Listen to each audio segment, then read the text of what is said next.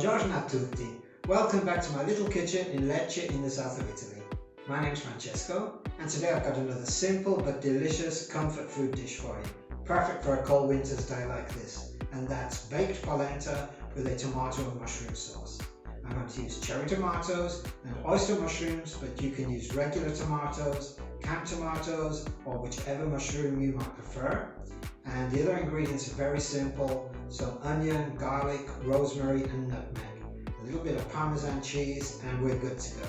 If you like this recipe, give me a thumbs up, click on the link down below and follow me for more. Let's cook.